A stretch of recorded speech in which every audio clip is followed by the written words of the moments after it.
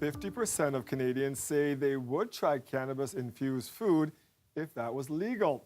That stat is from a new study from Dalhousie University. CBC Toronto poured through as part of our series joint venture. Chris Glover is leading the coverage for us. And Chris, legal weed is months away, but people will have to wait longer for edible.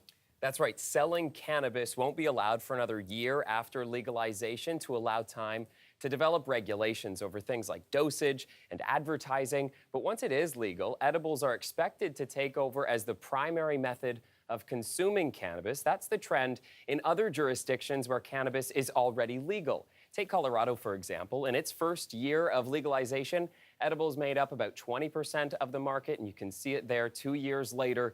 It was almost 40% of the market, and it is still growing. So while here in Canada, selling edibles likely won't be allowed until at least July 2019, people will be allowed to cook with it at home as soon as it's legal. That research Dwight was talking about off the top, that found about half of Canadians would try edibles. It also showed only 20% of Canadians thought they knew enough about cooking with cannabis to do it themselves. That's where Amy Brown comes in. She sells edibles on the black market and also teaches cooking with cannabis in classes. Back in 2005, when she started, she adopted the alias Amy Anonymous.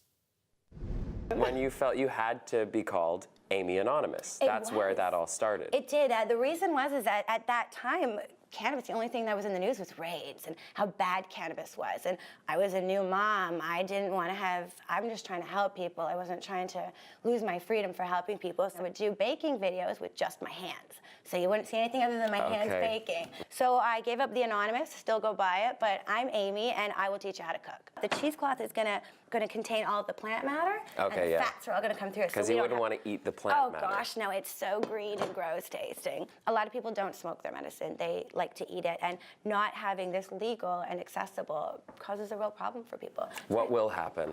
What will happen? Well, what will happen is they'll go to the black market, and this is why the black market will still thrive.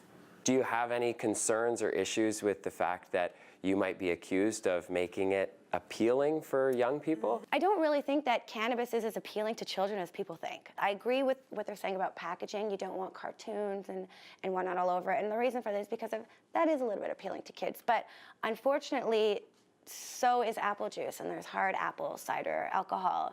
And I don't know if you've seen some of the packaging on alcohol, but it does also appeal to kids. It's very fun and fruity. So this is something that we have to work on. So what I'm gonna do here is I'm just gonna squeeze the remaining fat off of this. And the reason for that is because if I don't, then we're gonna lose all the medicine.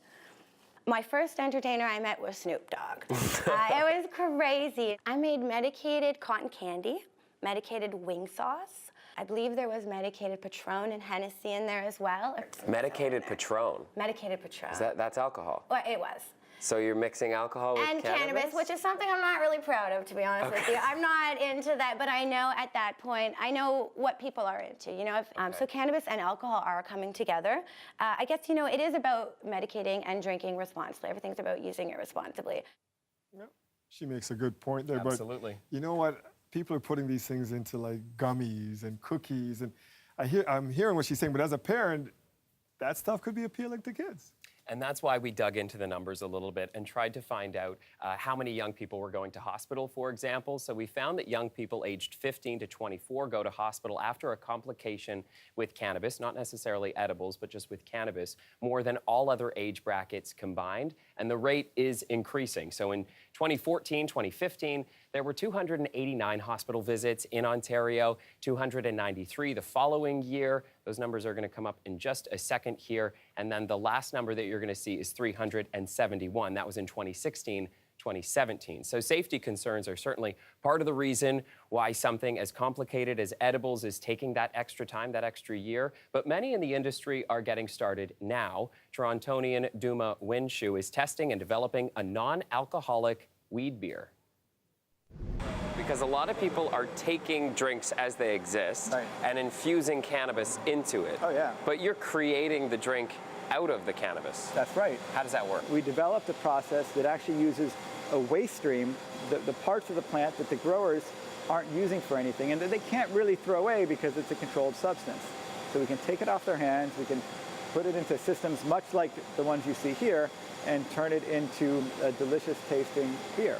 And I think a lot of Canadians are used to looking at a beer and seeing 5%. Okay, I know what that means. I know what that makes me feel like. Yeah. Is it the same 5%?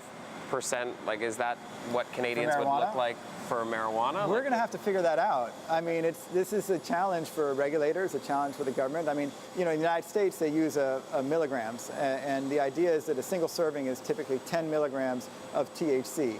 Now, the reality is THC is just one of 146 compounds that can be found in the marijuana plant. They're called phytocannabinoids, and maybe there's even more that's been discovered. The last time I checked was 146, and a lot of those can be psychoactive. So if you're just measuring THC, it's not a direct correlation to how intoxicating the beer will be. Yeah, so that was a good question. We do need to figure that part out. Absolutely. And that wasn't actually his facility? No, it wasn't. All the testing and the development work that's being done is actually being done by his company in Colorado, where cannabis is already legal. Still, Wendshuch is sticking his neck out a little bit. He just purchased, I get this, 80,000 square foot facility here in Ontario for as soon as legalization happens. He wants to be ready. Making that investment, looking to the future. Yep. All right, we need to follow that one up. Thank you, Chris. Thank you.